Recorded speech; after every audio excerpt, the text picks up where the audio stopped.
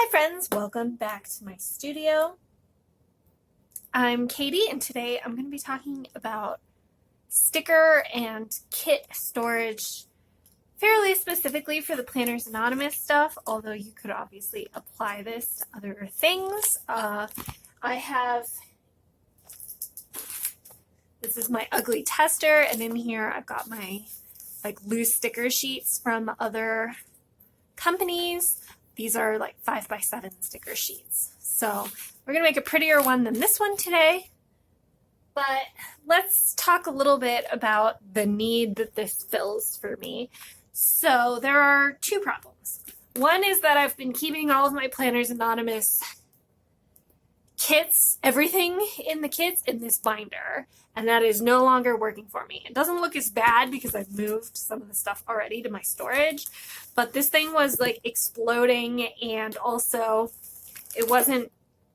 things were coming out of the gap in the rings, and it was just hard to live with. So this was no longer working for me. Additionally, Planners Anonymous has moved to making the additional stickers in this book, right, with pages on, bound. And so I could have stored that in here, but that was already not working for me. So what I had decided separately to do is to put them on my planner cart. I have two planner carts right off camera here. That is where the majority of my planner stuff lives. It's right at hand. And I think that it's important to know yourself. I found that the things that are easy to just grab are the things I use. So they're right in arm's reach. I don't have to go digging through one of these. So when they switched to the book, I knew I wanted to have that easily at hand. But as I was thinking about that, I was like, well, I'd love for my old kits to also be easily at hand and to be able to file them all together on the planner cart. So this is an idea and video tutorial that I will link below that I got from Karen at ItsyCrafty. She has a great tutorial for making these folders out of laminate. So I'll show you how to do them, but also how I'm applying it to kind of my use case, which I think is different from what she was showing. I'm also then going to show you how I am altering this sticker book to also contain all the things I want. So my goal here is that these will hold everything in the kit. Well, no, not everything in the kit. The stickers, the die cuts, the art cards. Then I'll have the paper in here, the stamps, and the pens I have elsewhere, and the bonus item I kind of have to figure out every month depending on it. But what I want is for this to be an easy packet for me to just open and grab the things that I want. So the first step, I will leave timestamps so that you can go to the parts that you're interested in. I'm going to be starting with this one for the old kits. And I will leave timestamps so that you can jump to the parts that you're interested in. Step one is to have a piece of paper that you want to be the outside. This would be a perfect opportunity to use one of the papers that are in the kit. They would work great for that, but I have commitment issues, so I'm using things from the digital creative kits. If the digital creative kit doesn't, if you want to do it for one that doesn't have a creative kit yet, you could use the Luxe inserts. The B6 wide size should be a good one. There's always a middle piece of art on one of those, and you could just print that one page that's supposed to be 2 pages for the TN, or I would use the B6 rings if that's what you're looking for, because that will print nearly the whole page, which is what this is too. It won't maybe have the full height, but I'm going to trim this down anyway. This is a 12x12 sheet from the Creative Kit that I have printed as big as my printer can go. My printer can't print all the way to the edges. And that's just a technical limitation. If you use the kit papers, those are printed all the way to the edge, and you could use that and not have to do this trimming. But I'm just using my paper trimmer, trimming off the white that my printer can't handle. That wasn't straight. On the height, I'm going to reduce it by more than just that. So this is my sample, and I've cut the paper to 7.5.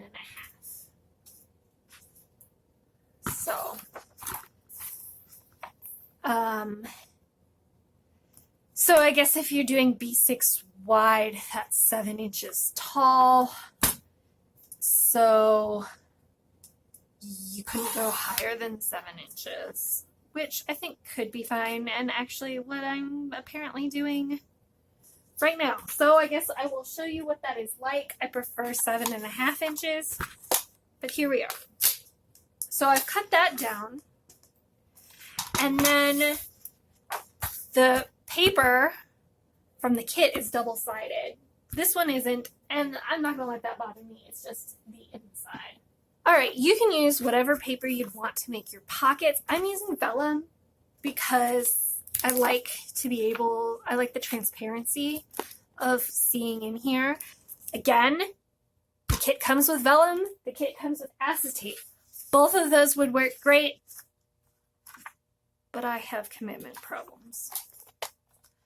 So I'm gonna trim this down to a little smaller in both dimensions from the paper I was using. So I think probably 10 inches instead of 11 will work fine. And instead of 7, I'll do 6.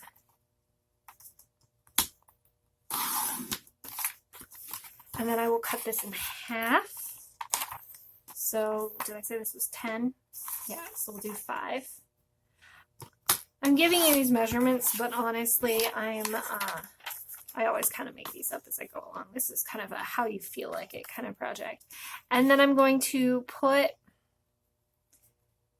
line up the corners on my cutting and cut it into triangles. Each piece of vellum gives you more than you need for one kit.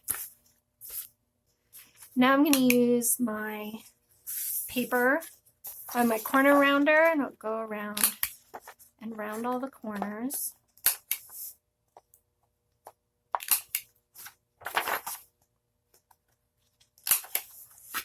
And similarly, I'm going to round the corners on the vellum too. All right, now we're going to laminate it. So Lisa Mendoza actually just posted a video very similar to this that I will post the link to below. Her use case was to make like binders for for micronote planners, you know, the 4-ring ones. So her use case is different, but her techniques are very, very similar. So I'll post a link below. You might enjoy mixing and matching some of the ideas here. Hers has a much thicker width when it's folded. Instead of being folded, it's more like a book with a spine, and so she shows you how to do that. This doesn't have a spine. I don't think it needs it, but if you want to see, I think it could look cool and a little more similar to these books, but I'll be sure to post a link to that so you can check it out. But this part here is very similar, where you line up where you want your pockets to be inside the laminating pouch. And this one just keeps sliding on me. So this is on the wrong side of my paper. It's going to be on the inside. This is a 3mm laminating pouch. I don't like these to be really thick because I need them to fold nicely. So I just use a very thin one, but I have taken her recommendation. She had said it before that the Mink foiling machine is her favorite laminator, which I agree with. It's really handy to have 12 inches, and it can do the like 10 mil laminate, like the really thick stuff that would make like a great cover. We're not doing anything that intense here today, but I second that recommendation. I got it from her. The paper cutters, the corner rounder is also from her suggestions. So I recommend all of that. So just running it through the laminator. All right, now I'm going to trim down the excess. My favorite way to do this on one of these Fisker ones is to line up the edge on, you see this, there's like the white and then the clear. I like to line up my paper on the edge of the white piece. That gives me like a nice amount of overhang here. So that's my go-to.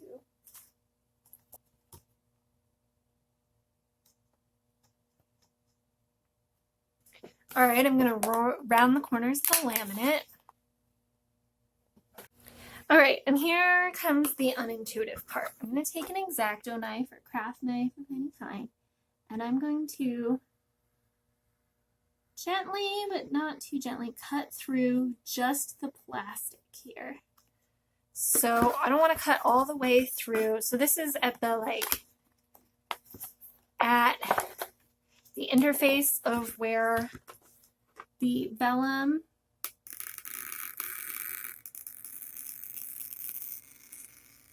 is. And if you cut with the right amount of pressure, you can cut through the plastic and that will make a little pocket because the vellum and the paper weren't actually glued together in any way. So I'll go ahead and do the second one, and it's a little bit of trial and error to figure out what the right amount of pressure is. I try to start lightly because you don't want to cut through your other paper. And I maybe scored it a little bit, if you can tell, but it's not going to matter. So now I have two pockets. This, in my opinion, is the hardest part. And I think if you had tools, that would help, like a folding tool, but I don't. So I just line up the corners and then fold. And this is why using a light laminate helps. And then honestly, I then put it through the laminator. If you're using something that won't fit through, that's okay. You can just press it with like a bone folder or something. But the laminator is going to put pressure on that crease and really solidify it down. So now this has a nice firm crease in it and two pockets. And now we can put our kit stuff in there. So let me pull that out of this monstrosity.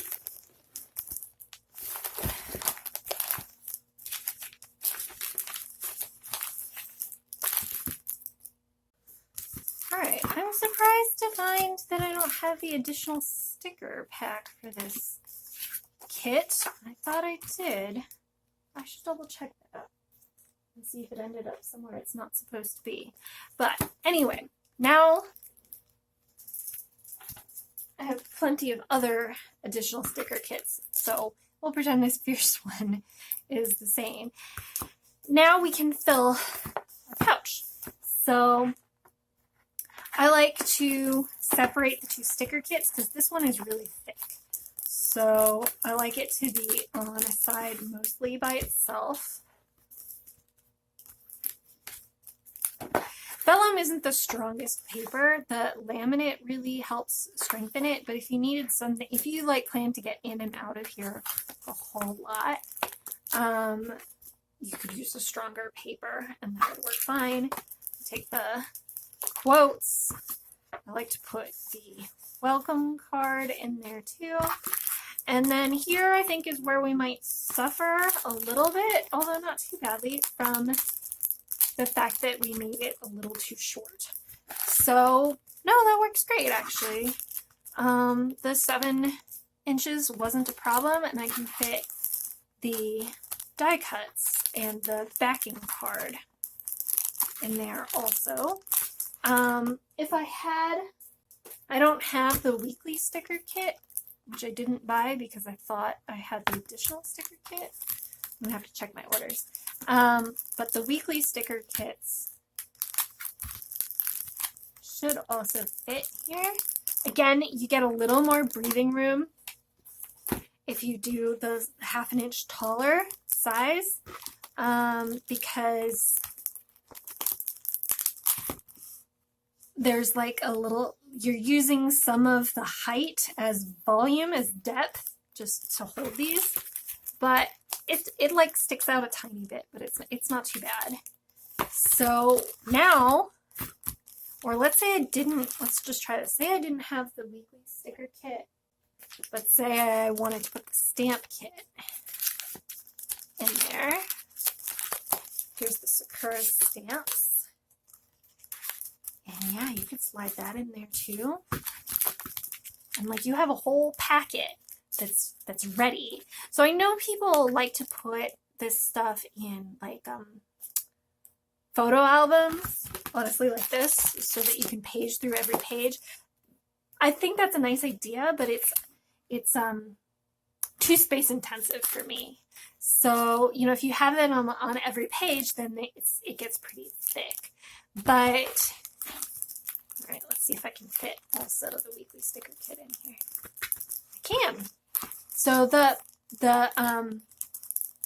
sticker paper itself fits fine. The like plastic baggie is going to fold, but it's not really a problem.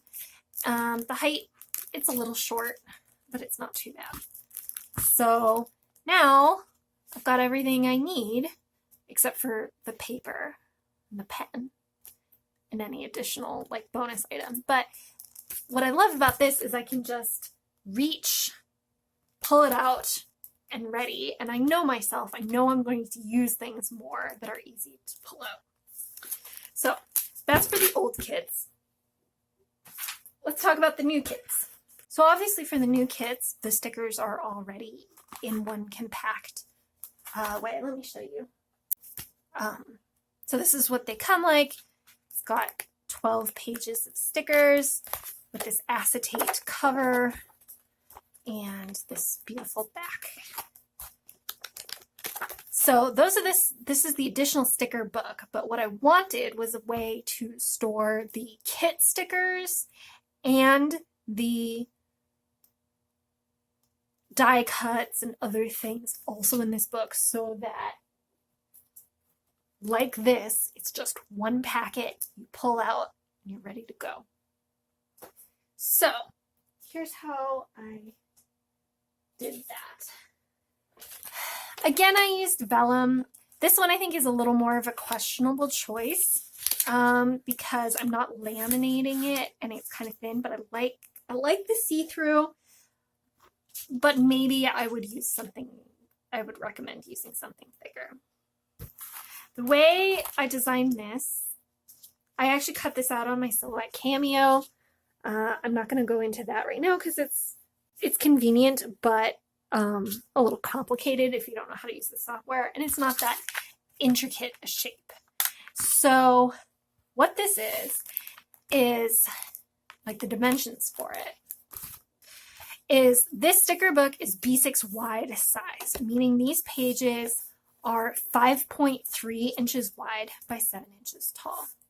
So this pocket, the part that's not getting folded in, I'll put the sizes on the screen too, but it's 5 1/4, I think. Yeah, 5 1/4 wide, so just a little narrower than the width.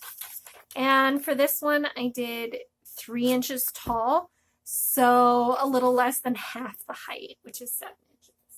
So there's room to play here, although I really recommend the 5 1/4 inches wide. The height I just did because that's what fits in. I can get 3 of these pockets per 1 letter size sheet of vellum, so your mileage may vary there. But so that's the size of this interior box, and then this is, I think, 1/2 inch, but this is pretty flexible. You just want it to be wide enough that you can easily tape runner it.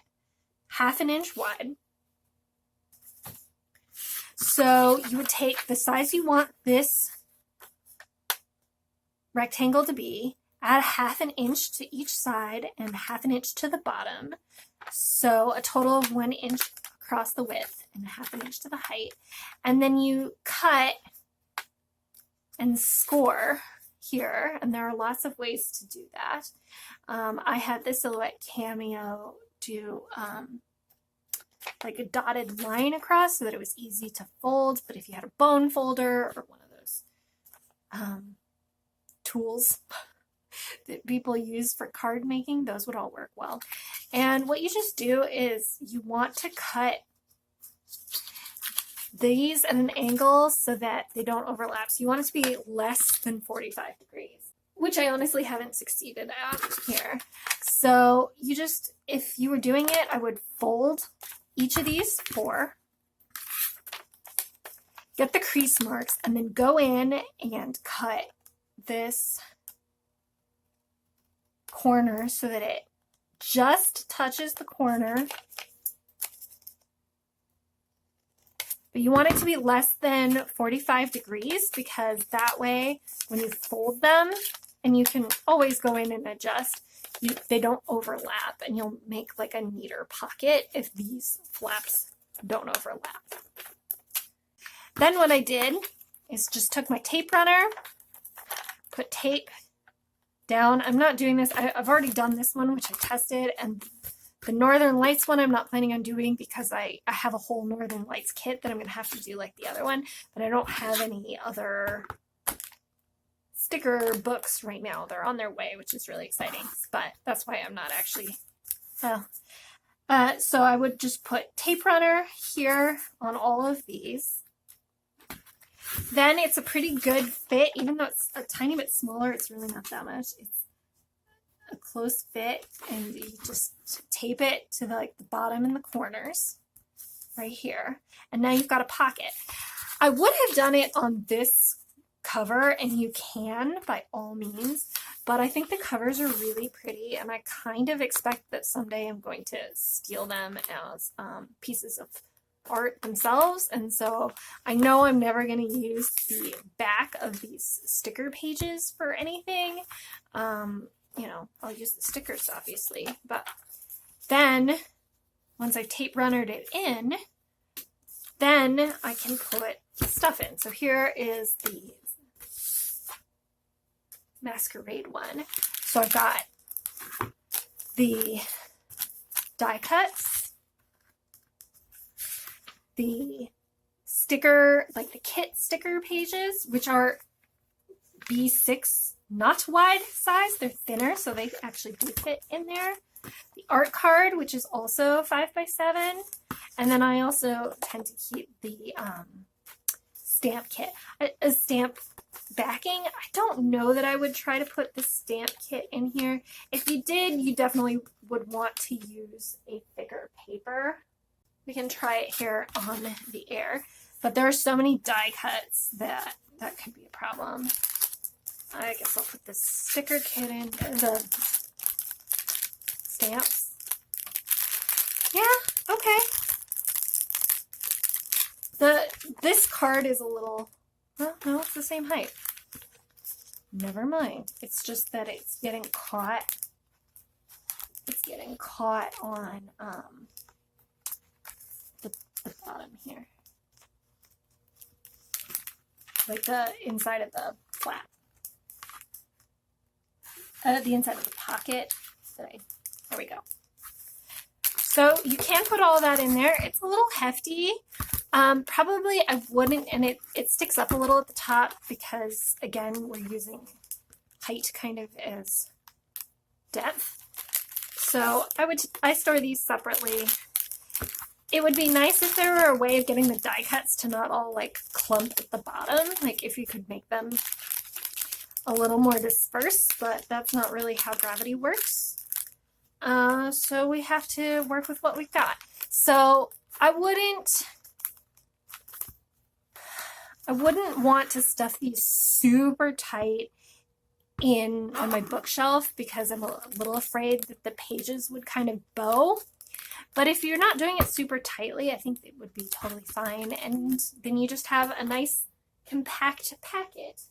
And so now, if you were more consistent about your heights than I've been, that you can have just all of these on your bookshelf together. These are actually the same height, except for the laminate sticking up. This one is half an inch taller.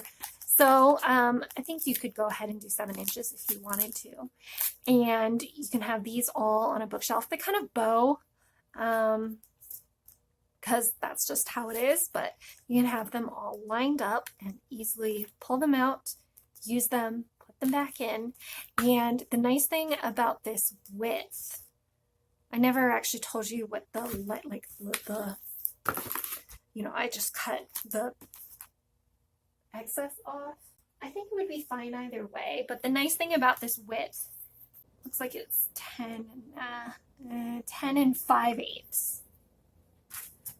It's really just a little bit cut off of a standard letter paper, right? I just cut the edges off.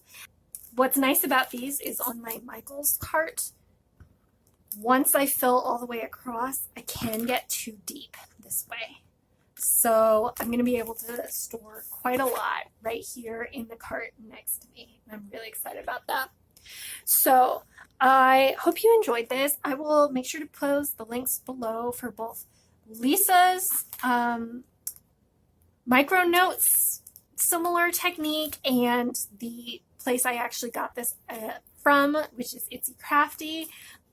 I'll make sure to post her. She's got some other ideas of ways you can change and personalize them. So this is more about talking about how to use this than like how to make it, although obviously we covered how to make it too. But I hope you found this helpful. If you decide to organize this way, let me know. I'd love to hear that or see a picture. Be sure to subscribe to get other ideas from me, and I will talk to you soon. Bye, friends.